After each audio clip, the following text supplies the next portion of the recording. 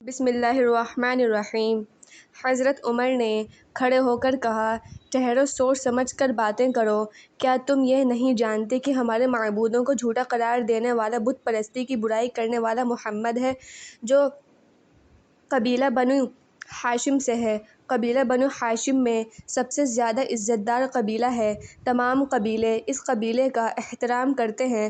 اگر کسی آدمی نے محمد کو قتل کر ڈالا تو بنی ہاشم کا خاندان ان کا انتقام لینے کے لیے ایڑی چوٹی کا زور لگا دے گا۔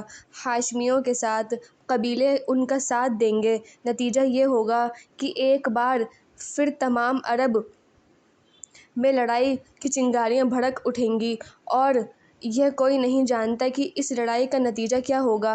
کتنے خاندان برباد ہو جائیں گے اور کتنے قبیلوں کا خاتمہ ہو جائے گا۔ ابو جہل نے حضرت عمر سے پوچھا، تو کیا ہم محمد سے کچھ نہ کہیں؟ اپنے معبودوں کی توہین اسی سرگرمی کے ساتھ کرنے دی جائے؟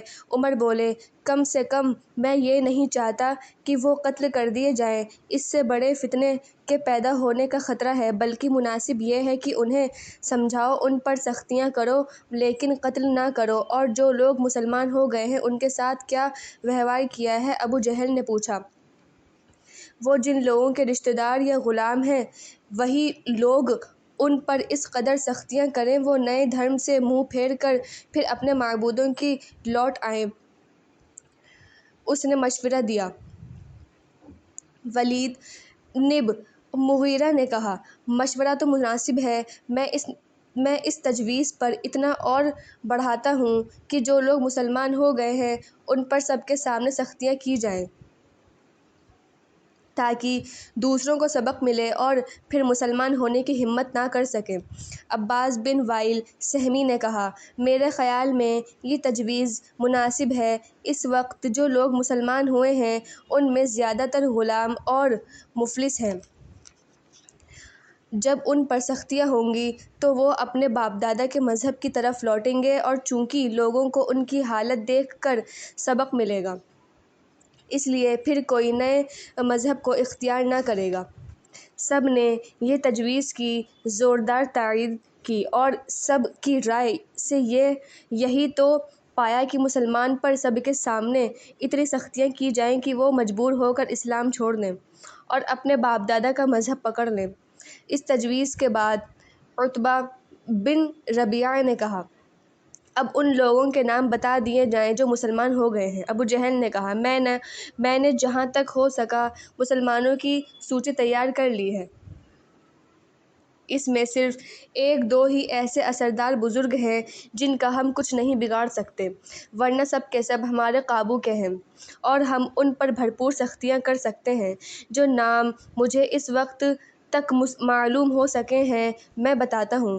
حضرت خدیجہ رضی اللہ، حضرت ابو بکر صدیق رضی اللہ، حضرت علی رضی اللہ، حضرت عثمان رضی اللہ۔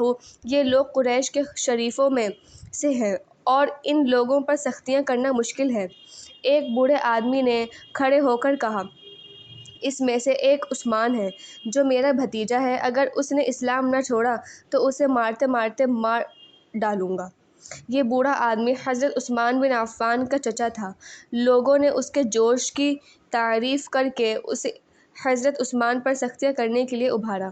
جب وہ جوش و غضب سے بھر گیا تو ابو جہل نے سب کے نام بتا دیے اور یہ کہا کہ جاسوس باقی مسلمانوں کے نام جاننے کے لیے لگے ہوئے ہیں۔ نام معلوم ہونے پر سب کو بتا دیا جائے۔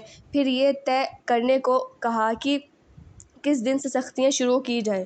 ابو سفیان نے کہا، دیر کرنے کی ضرورت نہیں ہے، کل سے سب لوگ سختیاں شروع کر دیں اور اس بڑھتے ہوئے فتنے کو جتنے جلدی ممکن ہو دبا دیں۔ سب نے اس تجویز کی تائید کی۔ پھر مجلس شورا ختم ہو گئی، لوگ اٹھے اور اپنے اپنے گھروں کی اور روانہ ہو گئے۔ یہ وہ مجلس شورا تھی جس نے تمام قبیلوں میں مسلمانوں کے خلاف نفرت و حقارت اور جوش و غضب کی لہر دوڑا دی تھی۔